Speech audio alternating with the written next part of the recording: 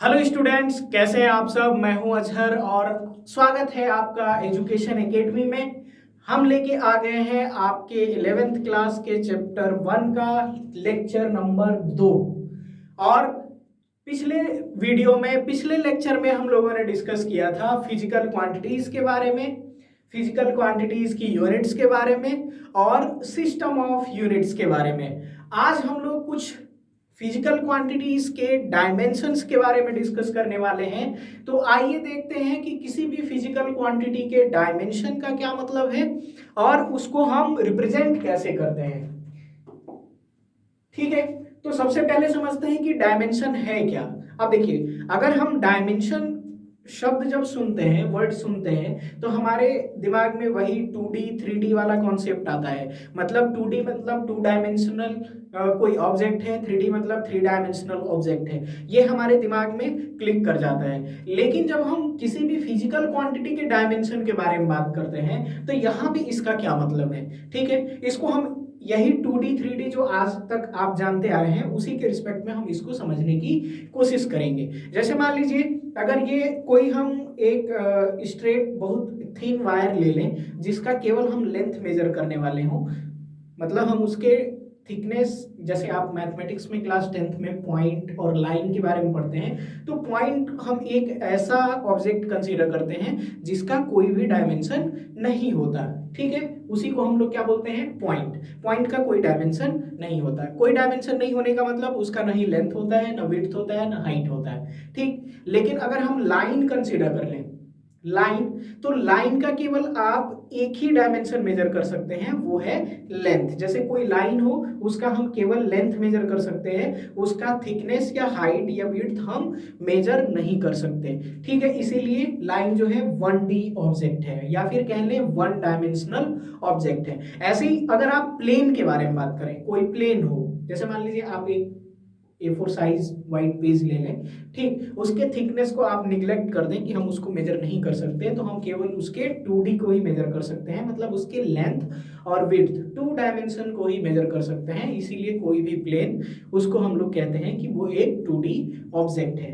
ठीक है, ऐसे ही अगर मान लीजिए कोई क्यूब है, उसके तीनों एजेस बराबर भी हो सकते हैं। अगर बराबर है तो उसको क्यूब कह लेंगे, नहीं तो क्यूबॉइड कह सकते हैं। ठीक है, तो उसके तीनों डायमेंशन को हम लोग मेजर कर सकते हैं और उसका वॉल्यूम फाइंड आउट कर सकते हैं। ठीक है, तो यहाँ पे जो 3D ऑब्जेक्ट है उसमें लेंथ, विड्थ और हाइट तीनों चीजों को हम क्या कर सकते हैं, मेजर कर सकते हैं। इसीलिए हम उसको बोलते हैं 3 डायमेंशनल ऑब्जेक्ट्स या 3D ऑब्जेक्ट्स। ठीक है, लेकिन यहाँ पे फिजिकल क्वांटिटी के डायमेंशन का मतलब क्या हुआ, तो हम आप जो अभी तक जानते हैं वहीं से हम इसको डिड्यूस करने की कोशिश करेंगे। जैसे मान लीजिए लाइन थे, लाइन है, उसका हम केवल लेंथ मेजर कर सकते हैं, तो लेंथ मीटर में हम मेजर करेंगे, तो इसका अगर लेंथ मेजर कर रहे हैं, केवल मीटर है, मीटर का पावर है 1, इसीलिए हम यहाँ पे इसको बोलते हैं वन डायमेंशनल ऑब्जेक्ट। ठीक है, प्लेन है तो उसका हम एरिया मेजर करेंगे, एरिया मेजर करेंगे तो लेंथ इंटू विड्थ करेंगे, तो यहाँ पे मीटर इंटू मीटर हो जाएगा। लेंथ को भी मीटर में मेजर करेंगे, विड्थ को भी मीटर में मेजर करेंगे, तो meter into meter, meter square हो जाएगा। तो यहाँ मीटर का पावर 2 है, इसीलिए हम इसको बोलते हैं टू डायमेंशनल ऑब्जेक्ट। शीट को, उसका एरिया जो मेजर कर रहे हैं, या फिर एरिया जो है उसको हम लोग बोलेंगे 2D ऑब्जेक्ट या 2D फिजिकल क्वांटिटी। ठीक, ऐसे ही क्यूब है, क्यूब का हम वॉल्यूम फाइंड आउट कर सकते हैं, तो वॉल्यूम का मतलब length into width into height. ठीक, तो लेंथ को भी मीटर में, विड्थ को भी मीटर में और हाइट को भी मीटर में। तो अगर हम वॉल्यूम मेजर करते हैं तो वॉल्यूम हो जाएगा meter into meter into meter, मतलब मीटर का क्यूब।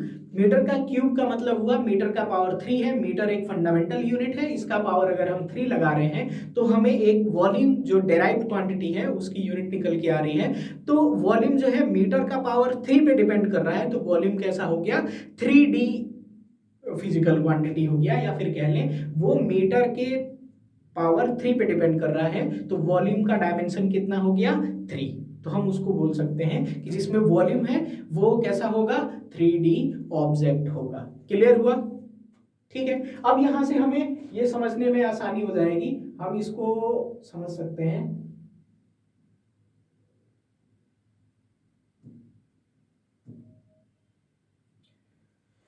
ठीक है, तो डायमेंशन ऑफ फिजिकल क्वांटिटी हमें देखना है। ठीक, तो यहाँ पे लिखा है all the physical quantities can be expressed in terms of the 7 base और fundamental quantities raise to some power. मतलब कोई भी फिजिकल क्वांटिटी उसको हम 7 फंडामेंटल क्वांटिटीज के फॉर्म में रिप्रेजेंट कर सकते हैं। कल हम लोगों ने डिस्कस भी किया था। जैसे मान लीजिए मैं यहाँ पे एक फिजिकल क्वांटिटी कंसीडर कर ले रहा हूँ, फोर्स।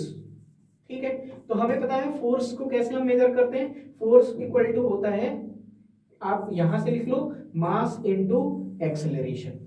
ठीक, या फोर्स को मेजर, ठीक है, मास इनटू एक्सेलरेशन, यहां से हमारा काम चल जाएगा। मास को हम लोग मेजर करते हैं किसमें, केजी में, और एक्सेलरेशन को मीटर पर सेकेंड स्क्वायर पे। इसको हम लोग कुछ ऐसे भी लिख सकते हैं, केजी मीटर, और सेकेंड स्क्वायर है अपॉन में, तो मीटर का सेकेंड का पावर -2। ठीक, तो यहाँ पे अगर हम फोर्स रिप्रेजेंट कर रहे हैं तो यहाँ पे मास और लेंथ और टाइम, तीनों ही तीन फंडामेंटल क्वांटिटी इस्तेमाल हो रही हैं फोर्स को रिप्रेजेंट करने के लिए। तो यहाँ पे देखिए, मास जो इस्तेमाल किया था उसका यूनिट केजी, लेंथ इस्तेमाल किया उसका मीटर, और टाइम इस्तेमाल किया उसका हो गया आपका सेकेंड। ठीक, लेकिन यहाँ पे हम लोगों को बताना है कि फोर्स का डायमेंशन क्या होगा। तो यहाँ पे बता रहे हैं कि dimension of a physical quantity are the powers और exponents to which the fundamental और base quantities are raised to represent the quantity। मतलब किसी भी फिजिकल क्वांटिटी का डायमेंशंस वो पावर्स हैं जिस जो फंडामेंटल क्वांटिटीज के ऊपर लगाए जा रहे हैं उस क्वांटिटी को रिप्रेजेंट करने के लिए। जैसे अगर कोई आपसे फोर्स का डायमेंशन पूछता है तो आप बताओगे कि मास के टर्म में इसका डायमेंशन हो गया 1, और लेंथ के टर्म में इसका डायमेंशन है 1, और टाइम के टर्म में इसका डायमेंशन है -2। तो फोर्स का डायमेंशन हो गया 1 1 -2। क्लियर हुआ? अभी तक आप जो 2D और 3D समझते थे वो बहुत सिंपल एक डायमेंशन का केस था। यहाँ पे मल्टीपल डायमेंशंस हमें देखने को मिल रहे हैं। जैसे फोर्स जो है मास के डायमेंशन 1, और लेंथ के डायमेंशन 1, और टाइम के डायमेंशन -2 पे डिपेंड कर रहा है। क्लियर हुआ? उम्मीद है आपको समझ में आ गया हो गया क्या है डायमेंशन। ऐसे ही आप जैसे मान लो वर्क का डायमेंशन फाइंड आउट करना चाहते हैं तो वर्क इक्वल टू कितना होता है, फोर्स इनटू डिस्प्लेसमेंट। ठीक है, तो फोर्स को आप यहाँ पे देखो, फोर्स हो गया, इसको हम लोग केजी मीटर सेकेंड का पावर -2 से रिप्रेजेंट कर सकते हैं, और ये डिस्प्लेसमेंट है इसको हम मेजर कर सकते हैं मीटर में। तो हम यहाँ पे मीटर भी कर दे रहे हैं, तो ये हो जाएगा आपका केजी मीटर पर, अच्छा मीटर स्क्वायर कर लेते हैं हम इसको, मीटर स्क्वायर और सेकेंड का पावर -2। ठीक है, तो कोई अगर हमसे पूछे कि अगर वर्क का डायमेंशन क्या है तो हम बताएंगे कि मास के टर्म में इसका डायमेंशन है 1, लेंथ के टर्म में इसका डायमेंशन है 2, और टाइम के रिस्पेक्ट में इसका डायमेंशन है -2। तो इसके डायमेंशन हो जाएंगे 1 2 और -2। क्लियर हुआ? डायमेंशन आपको समझ में आया? ठीक है, अब यहाँ पे कुछ एक नोट लिखा है, using the square bracket around the quantity means that we are dealing with the dimensions of the quantity। ठीक है, जब भी हम लोग डायमेंशंस लिखते हैं तो उसको जनरली, जैसे मान लो हम फोर्स इस्तेमाल कर, फोर्स का डायमेंशन लिख रहे हैं तो ऐसे ना लिख के हम इसका एक डायमेंशनल फॉर्मूला लिख लेते हैं, और फॉर्मूले में हम ये स्क्वायर ब्रैकेट लिख के और रिप्रेजेंट करते हैं कि ये जो डायमेंशंस हैं वो किसके टर्म में है। जैसे मान लो अगर हमें यहाँ पे फोर्स का डायमेंशन लिखना है तो सबसे पहले हमारे पास जो 7 फंडामेंटल क्वांटिटीज हैं उसका डायमेंशनल फॉर्मूला कैसे होगा, उसको हम कैसे रिप्रेजेंट करेंगे। तो हम यहाँ पे देख लेते हैं, जैसे मान लो हमारे पास है लेंथ। ठीक है, लेंथ को हमारे पास एक और स्लाइड नहीं है तो हम इसी पे डिस्कस कर लेते हैं। हम लेंथ को सिंपली मेजर करेंगे, जैसे लेंथ है इसका अगर हम डायमेंशनल फॉर्मूला मेजर करें तो इसको हम लोग इस्तेमाल करेंगे एल को कैपिटल ब्रैकेट में। ठीक है, क्लियर हुआ? इसका मतलब हम लेंथ का ये लिखे हैं डायमेंशन या फिर डायमेंशनल फॉर्मूला। ठीक, ऐसे ही मास का अगर हमें करना है तो हमें पता है मास को हम लोग रिप्रेजेंट करेंगे m से। ठीक है, ये कुछ स्टैंडर्ड डायमेंशंस हैं या डायमेंशनल फॉर्मूलाज हैं जो डिफाइन किए गए हैं। इसी से हम लोग 7 फंडामेंटल क्वांटिटीज को लिखने की कोशिश करते हैं। जैसे मास हो गया, टाइम हो गया, टाइम को हम लोग सिंपली रिप्रेजेंट करते हैं किससे, कैपिटल टी से। करंट है, करंट को हम लोग रिप्रेजेंट करेंगे ए से, ठीक है। ऐसे ही टेम्परेचर है आपका, टेम्परेचर को हम लोग रिप्रेजेंट करेंगे थीटा से। और ऐसे ही आपका अमाउंट ऑफ सब्सटेंस है, अमाउंट ऑफ सब्सटेंस, तो इसको हम लोग रिप्रेजेंट करेंगे मोल, इसकी यूनिट होती है, इसको सिंपली हम यहाँ मोल से रिप्रेजेंट करेंगे। और लुमिनस इंटेंसिटी, लुमिनस इंटेंसिटी को हम लोग सिंपली रिप्रेजेंट करेंगे, यहाँ पे आई इस्तेमाल कर सकते हैं या कुछ और टर्म लुमिनस इंटेंसिटी के लिए इस्तेमाल कर लेते हैं, या फिर इसकी यूनिट होती है सी डी, तो हम यहाँ पे सी डी इस्तेमाल कर लेते हैं, ठीक है। तो इस टर्म में अगर किसी और फिजिकल क्वांटिटी को रिप्रेजेंट करना हो फंडामेंटल क्वांटिटीज में, तो इनके लिए ये डायमेंशनल फॉर्मूलाज इस्तेमाल करते हैं। जैसे मान लो आपका फोर्स को रिप्रेजेंट करना है, तो फोर्स को हम लोग देख रहे हैं यहाँ पे केजी, मीटर और सेकेंड पावर -2 है। तो अगर फोर्स का हमें डायमेंशनल फॉर्मूला लिखना हो, डायमेंशन को टर्म में रिप्रेजेंट करना हो, तो हम यहाँ पे इसको ऐसे लिखेंगे, जैसे केजी जो है वो मास का है, तो मास को लिख लें हम m, मीटर जो है लेंथ का है, उसको हम लोग लिखेंगे लेंथ 1 से। और देखो मास का पावर 1 रिप्रेजेंट कर सकते हैं, क्योंकि इसका पावर केजी का पावर केवल 1 है, तो हम यहाँ मास का पावर 1 लिख भी सकते हैं और बिना लिखे भी हमारा काम चल सकता है। ऐसे ही लेंथ का भी, और टाइम का पावर -2 है, मतलब सेकंड का पावर -2, तो यहाँ हम टाइम का पावर -2 रिप्रेजेंट करेंगे, तो ये हो जाएगा आपका फोर्स का डायमेंशनल फॉर्मूला। ऐसे ही आपको अगर वर्क का लिखना हो, जैसे यहाँ वर्क का लिखना है डायमेंशनल फॉर्मूला, तो आप देखो यहाँ पे केजी का पावर 1 पे है, तो हम यहाँ पे लिखेंगे m का पावर 1, और मीटर स्क्वायर है, मतलब लेंथ का पावर 2 है, और यहाँ पे सेकंड का पावर -2 है, मतलब टाइम का पावर -2 है। तो हम यहाँ पे वर्क का डायमेंशनल फॉर्मूला ऐसे लिख सकते हैं m1 L2 एंड t पे -2। मतलब अगर हम किसी क्वांटिटी को इस फॉर्म में रिप्रेजेंट कर रहे हैं, इसका मतलब ये हुआ हम उस क्वांटिटी को फंडामेंटल क्वांटिटीज के कितने पावर के ऊपर, कितने डायमेंशंस के ऊपर वो क्वांटिटी डिपेंड कर रही है, और वैसे रिप्रेजेंट कर रहे हैं। तो ये जो हमने पावर्स रेज करी है फंडामेंटल क्वांटिटीज पे, इसी को हम लोग बोलते हैं डायमेंशंस। क्लियर हुआ, ठीक। और ये जो हम कैपिटल ब्रैकेट में फंडामेंटल क्वांटिटीज पे ये पावर्स को रिप्रेजेंट कर रहे हैं, तो इसको हम लोग बोलेंगे डायमेंशनल फॉर्मूला। क्लियर हुआ, ठीक है। अब ऐसे आप किसी भी फिजिकल क्वांटिटी का डायमेंशन और डायमेंशनल फॉर्मूला लिख सकते हैं, ठीक है। क्लियर हुआ, अच्छा। अब देखिए हमारे पास बहुत सारी क्वांटिटीज हैं, ठीक। तो उसमें सभी क्वांटिटीज, बहुत सारी ऐसी क्वांटिटीज हैं जिनके डायमेंशन सेम हो सकते हैं, बहुत सारी ऐसी क्वांटिटीज हैं जिनके डायमेंशंस यूनिक हो सकते हैं, और बहुत सारी ऐसी क्वांटिटीज होती हैं हो सकती हैं जिनका कोई भी डायमेंशन न हो, ठीक है। अब आइए यहाँ पे देखते हैं कि कौन ऐसी क्वांटिटीज हैं जो जिनके डायमेंशंस होते हैं, और कौन सी ऐसी क्वांटिटीज हैं जिनके डायमेंशंस नहीं होते हैं। तो ऐसी क्वांटिटी जिनके डायमेंशंस होते हैं उनको हम लोग बोलते हैं डायमेंशनल क्वांटिटी। एग्जांपल के तौर पे यहाँ पे दिया हुआ है speed, acceleration, momentum, torque etcetera, ठीक है। स्पीड का आपको पता है, स्पीड को आप लोग कैसे लिखते हैं, मीटर पर सेकेंड से, इसकी यूनिट होती है, मतलब ये लेंथ के पावर 1 और सेकेंड के पावर -1 पे डिपेंड कर रहा है, मतलब हम इसको लिख सकते हैं मीटर सेकेंड का इनवर्स। तो अगर आप स्पीड का डायमेंशनल फॉर्मूला लिखना चाहो, तो मीटर मतलब लेंथ होगा यहाँ पे, और सेकेंड का इनवर्स है, मतलब ये टाइम है, तो ये हो जाएगा LT-1। मतलब यहाँ पे अगर हम स्पीड का डायमेंशन बोले तो बोलेंगे लेंथ के टर्म में 1 है, टाइम के रिस्पेक्ट में -1 है। क्लियर हुआ। ऐसे ही एक्सेलरेशन है, एक्सेलरेशन होता है मीटर पर सेकेंड स्क्वायर, आप चाहो तो इसको ऐसे लिख लो, मीटर सेकेंड का पावर -2। और इसका अगर डायमेंशनल फॉर्मूला लिखना हो, तो मीटर मतलब यहाँ लेंथ होगा, उसको मेजर किया गया होगा, सेकेंड का पावर -2 है, मतलब यहाँ पे टाइम होगा, उसको मेजर किया गया होगा, तो यहाँ पे इसका डायमेंशनल फॉर्मूला हो जाएगा LT-2, ठीक है। इसका लेंथ के टर्म में डायमेंशन हो गया 1, और टाइम के टर्म में डायमेंशन हो गया -2। ऐसे ही मोमेंटम है, मोमेंटम आपको पता है मोमेंटम क्या होता है, अगर नहीं पता है तो हम लोग न्यूटन्स लॉ ऑफ मोशन वाले चैप्टर में इसको डिस्कस करेंगे।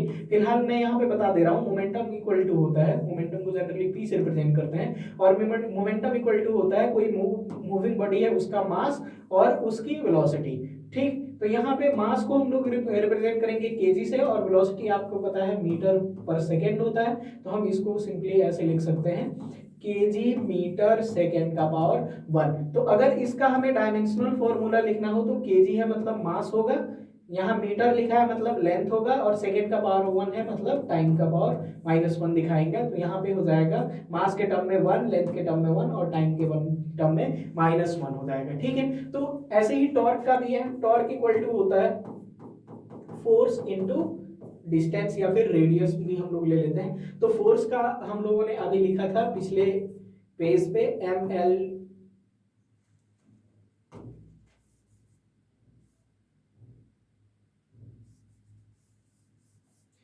फोर्स का होता है आपका ml और t पे -2, और यहाँ पे डिस्टेंस है तो इसको भी ले लो आप l।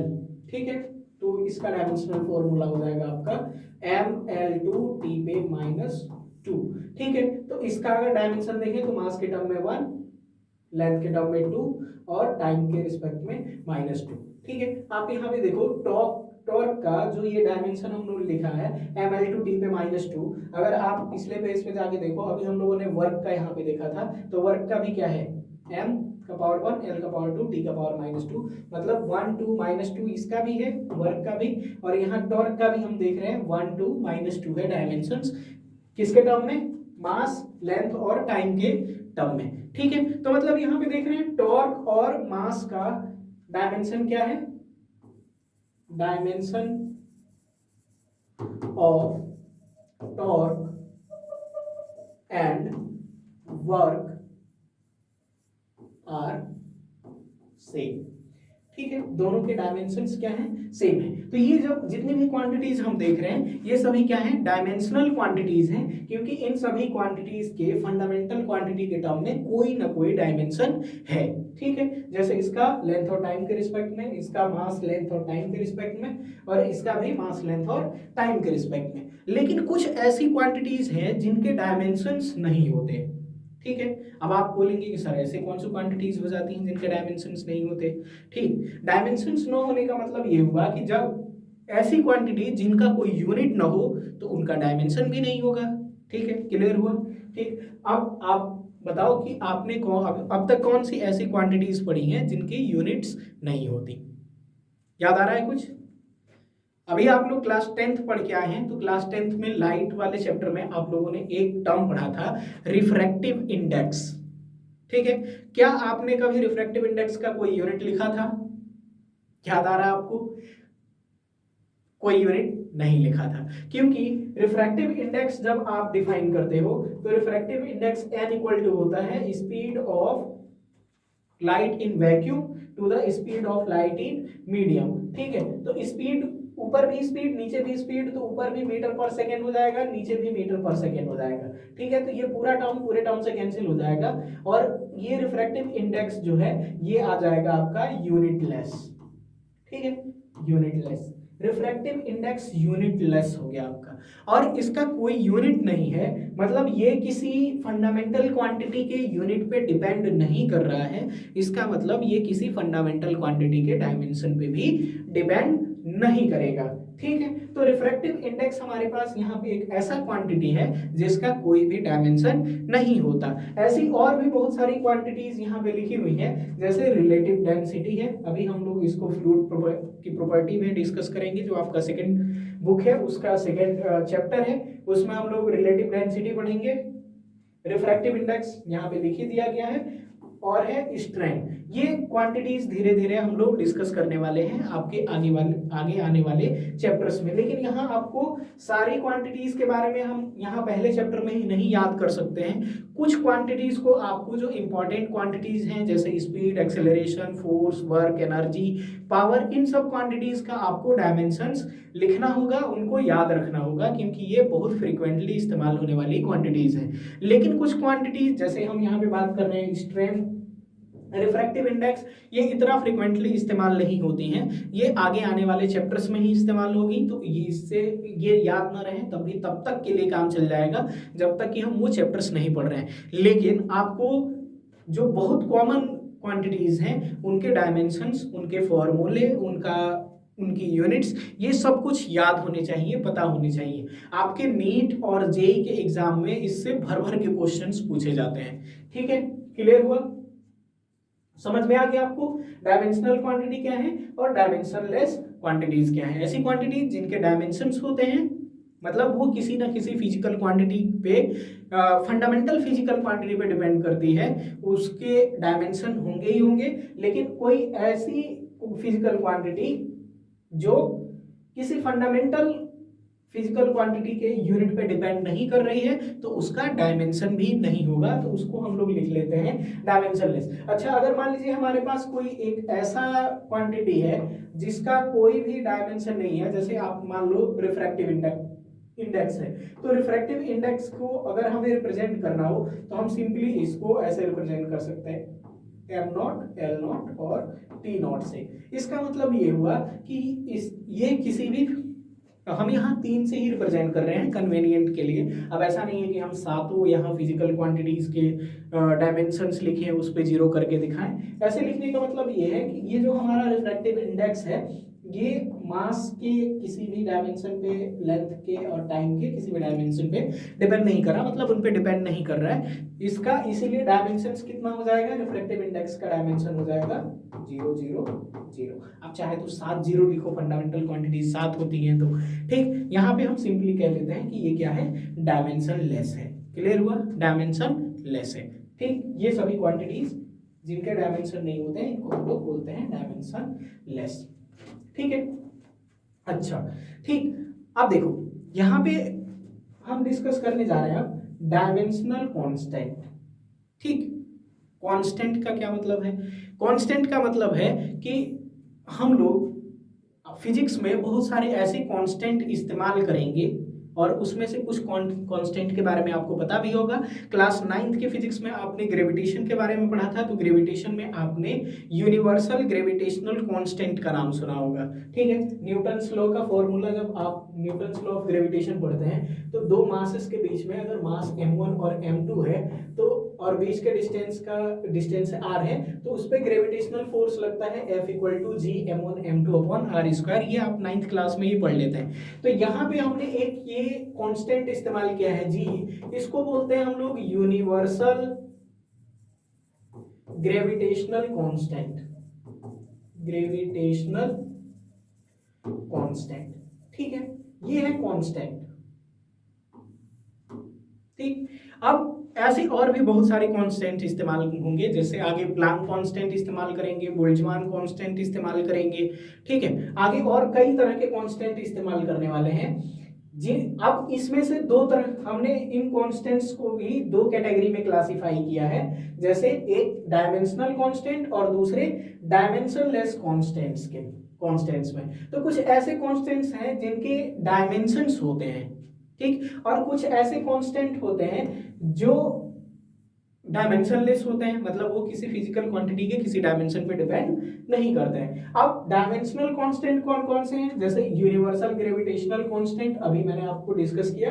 अब यहाँ पे देखेंगे कि इसका डायमेंशन होगा या नहीं होगा, तो इसी फॉर्मूले से हम डिड्यूस कर सकते हैं कि इस ग्रेविटेशनल जो ये हमारा यूनिवर्सल ग्रेविटेशनल कांस्टेंट है, इसका डायमेंशन क्या होगा। तो सबसे पहले हम इसकी यूनिट फाइंड आउट कर सकते हैं। तो अगर हम यहाँ जी रहने दें तो इधर देखो, ये है फोर्स की यूनिट है। फोर्स का डायमेंशन अभी हम लोगों ने कैलकुलेट किया, कितना होता है mL/T/-2। ठीक है, और ये r² है, r को हम मीटर में मेजर करते हैं, मतलब लेंथ का है, ये भी इधर जाके मल्टीप्लाई हो जाएगा, ये हो जाएगा L⁻²। ठीक, लेकिन यहाँ m1 m2 यहाँ नीचे जाएगा, तो हम यहाँ नीचे लिख सकते हैं m1 m2, मतलब ये भी केजी में मेजर होगा, ये भी केजी में, दोनों ही मास हैं, तो हम यहाँ लिख सकते हैं m × m। अब आप इसको सिंप्लीफाई कर लो, एक m से आप एक m कैंसिल कर दो। ठीक है, तो यहाँ पे हो जाएगा आपका, आप इसको देखो, m ऊपर जाएगा तो ऊपर जाएगा, इसका पावर हो जाएगा -1, और यहाँ पे है आपका l और ये है L2, तो ये हो जाएगा आपका L3, और यहाँ पे है T⁻², तो यहाँ पे सिंपली हम T⁻² लिख लेंगे। तो ये यूनिवर्सल ग्रेविटेशनल कांस्टेंट का मास के टर्म में डायमेंशन है -1, लेंथ के टर्म में है 3 और टाइम के टर्म में है -2। मतलब ये यूनिवर्सल ग्रेविटेशनल कांस्टेंट एक डायमेंशनल कांस्टेंट है, मतलब इसके डायमेंशन होते हैं, ये फिजिकल क्वांटिटी के यूनिट पे डिपेंड करेगा, इसकी unit physical quantities fundamental physical quantities के यूनिट पे डिपेंड करेंगे। क्लियर हुआ? ठीक है। अब ऐसे ही कुछ और कांस्टेंट हैं जो कैसे होते हैं, डायमेंशन लेस होते हैं। ठीक है। अब जैसे हम लोग इस्तेमाल करें, पाई इस्तेमाल करते हैं हम, ठीक। आप अभी हम लोग आगे डिस्कस करेंगे, और 9th क्लास में भी आपने time period of pendulum 2 pi under root L by g पढ़ा है। ठीक है। तो यहाँ पे हम एक कांस्टेंट इस्तेमाल कर रहे हैं 2 पाई। तो 2 का भी कोई डायमेंशन नहीं होता क्योंकि इसकी कोई यूनिट नहीं होती। ऐसे ही पाई का भी हम कोई डायमेंशन नहीं लिखते क्योंकि पाई की कोई यूनिट नहीं होती है। क्लियर हुआ? इसके अलावा ये एक्सपोनेंशियल टर्म्स के लिए इस ई इस्तेमाल करते हैं, या फिर कोई सा भी कांस्टेंट इस्तेमाल कर रहे हैं, कांस्टेंट वैल्यू 2, 4, 6, 8, 10 कुछ भी व्हाटएवर इस्तेमाल कर रहे हैं, तो उसका कोई भी डायमेंशन नहीं होता। डायमेंशन केवल किसका होगा, जो डायमेंशनल कांस्टेंट्स हैं। ठीक है। ये जो नंबर्स हम लोग लिखते हैं 2, 5, 6 कुछ भी, जो हम इक्वेशंस में इस्तेमाल करेंगे, तो वहां पे हम उसका कोई भी डायमेंशन नहीं लिखेंगे क्योंकि हम किसी नंबर को यूनिट में नहीं रिप्रेजेंट करते हैं। क्लियर हुआ? पाई की कोई यूनिट नहीं होती, ये एक्सपोनेंशियल टर्म जो इस्तेमाल कर रहे हैं इसकी भी कोई यूनिट नहीं होती। और ऐसे ही आगे हम लोग एक दो और कांस्टेंट आ सकते हैं जिसका कोई डायमेंशन नहीं होगा, तो उसको डिस्कस करेंगे। क्लियर हुआ? अब यहाँ पे हम लोग डिस्कस कर रहे हैं डायमेंशनल फॉर्मूले के बारे में। तो अभी मैंने पिछली स्लाइड में ही बताया कि किसी भी फिजिकल क्वांटिटी का डायमेंशनल फॉर्मूला हम कैसे लिखेंगे। तो बोल रहा है कि the expression which show how and which of the base quantities represent the dimension of a physical quantity is called the dimensional formula of the given physical quantity. मतलब किसी भी फिजिकल क्वांटिटी को फंडामेंटल फिजिकल क्वांटिटीज के power के form में अगर हम represent करें, और अभी बताया कि कैपिटल ब्रैकेट अगर हम इस्तेमाल कर लेते हैं तो हम उसको बोलते हैं डायमेंशनल फॉर्मूला। क्लियर हुआ? ठीक। और यहाँ पे लिखा हुआ है कि वॉल्यूम का डायमेंशनल फॉर्मूला होता है am naught L not T not. अब ये कैसे आया है इसको हम लोग पता कर लेते हैं। हमें पता है वॉल्यूम इक्वल टू कितना होता है, वॉल्यूम इक्वल टू होता है मास अपॉन डेंसिटी। ठीक है। या फिर इस फॉर्मूले से अगर आपको नहीं निकालना है तो वॉल्यूम को हम लोग ऐसे निकाल लेते हैं, volume equal to length into weight into height. ठीक है। तो आप देखो, लेंथ भी मीटर में मेजर करोगे, विड्थ भी मीटर में मेजर करोगे, और हाइट भी मीटर में मेजर करोगे, तो ये हो जाएगा मीटर का क्यूब। तो इसका अगर वॉल्यूम का आपको डायमेंशनल फॉर्मूला लिखना है वॉल्यूम का, तो सिंपली अगर आप ब्रैकेट में देखें तो ये देखिए मास, ये मीटर है, मतलब केवल लेंथ के पावर 3 पे डिपेंड कर रहा है। तो अगर हम मास के टर्म में लिखना चाहें तो यहाँ एम नॉट लिखेंगे, मतलब मास पे ये डिपेंड नहीं कर रहा, मास के टर्म में इसका कोई डायमेंशन नहीं है। लेंथ के टर्म में लिखें तो 3 लिख सकते हैं, और टाइम के रिस्पेक्ट में भी इसका कोई डायमेंशन नहीं है टाइम के रिलेटिव, तो हम यहाँ पे am not L3 T not लिख सकते हैं। ऐसे स्पीड का डायमेंशनल फार्मूला और एक्सेलरेशन का हम लोग यहाँ लिख सकते हैं एम नॉट LT2। अब देखो यहाँ पे एम नॉट जो इस्तेमाल किया है, जैसे मान लो हम स्पीड इस्तेमाल कर रहे हैं, स्पीड। क्लियर? तो स्पीड का होता है मीटर पर सेकेंड, इसका हम लोग लिख सकते हैं लेंथ और टाइम का और -1। हम चाहें तो इसको m यहाँ पे रिप्रेजेंट करके इसको नॉट और एल टी पे -1 भी रिप्रेजेंट कर सकते हैं। m नॉट नहीं भी लिख सकते हैं, सिंपली एल टी पे -1 भी रिप्रेजेंट कर सकते हैं। अगर आपको कहीं पे m नॉट एल टी पे -1 भी लिखा हुआ है तो उसमें कंफ्यूज होने की जरूरत नहीं है। ऐसे ही एक्सेलरेशन का भी, एक्सेलरेशन इक्वल टू, हम एक्सेलरेशन की यूनिट हमें पता है कितनी होती है। एक्सेलरेशन को हम लोग मेजर करते हैं मीटर पर सेकेंड स्क्वायर में। तो अगर यहाँ पे आप देखो, मीटर मतलब लेंथ है और सेकेंड स्क्वायर है मतलब टी है, टी का पावर 2, लेकिन ये अपॉन में है तो ऊपर आएगा, इसका पावर हो जाएगा माइनस। लेकिन यहाँ पे जब हमने इसका डायमेंशन फॉर्मूला लिखा है एम नॉट एल टी पे -2 लिखा है, तो हम इसको चाहें तो यहाँ पे m ऐड कर सकते हैं, लेकिन इसका पावर हम दिखा देंगे l नॉट और l और t पे -2 हो गया। m नॉट कहने का मतलब ये है कि एक्सेलरेशन मास पे डिपेंड नहीं करता, या फिर मास के रिस्पेक्ट में इसका कोई भी डायमेंशन नहीं है। सिंपल। ठीक है। क्लियर हुआ डायमेंशनल फॉर्मूला? अब ये है डायमेंशनल इक्वेशंस, इसको हम लोगों ने डिस्कस कर भी लिया।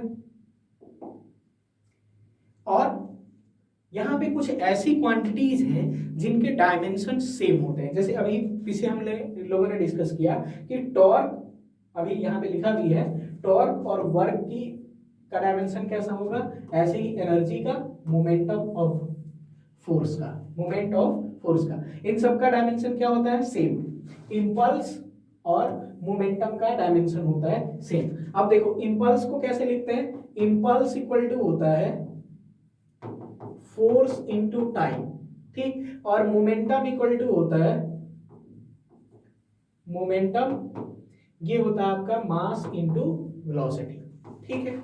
तो यहाँ पे फोर्स लिख रहे हैं, अभी हम लोगों ने लिखा फोर्स का डायमेंशन होता है ml t/-2 और टाइम का कितना होता है t, ठीक। तो इसका अगर आप डायमेंशनल फॉर्मूला लिखो तो ये हो जाएगा m, ये है l, यहाँ पे t का पावर -1 है, यहाँ पे t का पावर 1 ले सकते हैं, तो -2 और +1 ये बच जाएगा, ये होगा -1, ठीक है। तो ये है इम्पल्स का डायमेंशनल फॉर्मूला, ठीक है। और यहाँ पे अगर आप मोमेंटम का लिखते हैं तो ये होता है मास इनटू वेलोसिटी, तो मास का हम लोग लिख रहे हैं m और वेलोसिटी का लिखते हैं l t/-1, मतलब मीटर पर सेकेंड, लेंथ और टाइम का पावर -1 पे, ठीक है। इसको भी अगर आप एक साथ लिखें तो इसको लिख सकते हैं ml t/-1। तो इनका भी डायमेंशनल फॉर्मूला क्या हो गया, सेम हो गया, ठीक है। यहाँ पे बहुत सारी और क्वांटिटीज दी हुई हैं, इन सभी क्वांटिटीज का आपको डायमेंशन फाइंड आउट करना होगा और देखना होगा कि इनका डायमेंशन सेम है या नहीं है, ठीक है। क्लियर हुआ? उम्मीद है आपको ये डायमेंशन समझ में आए होंगे। आगे हम लोग डिस्कस करने वाले हैं application of dimension and dimensional formula, उसको हम लोग डिस्कस करेंगे अगले वीडियो में, अगले लेक्चर में। अभी के लिए आप ये जितनी भी क्वांटिटीज आपके सामने दिख रही हैं इनकी यूनिट्स पता कीजिए, इनके डायमेंशंस फाइंड आउट कीजिए और देखिए क्या इनके डायमेंशन सेम है या नहीं है, ये आपके लिए होमवर्क हो जाएगा, ठीक। अभी के लिए इतना ही, धन्यवाद।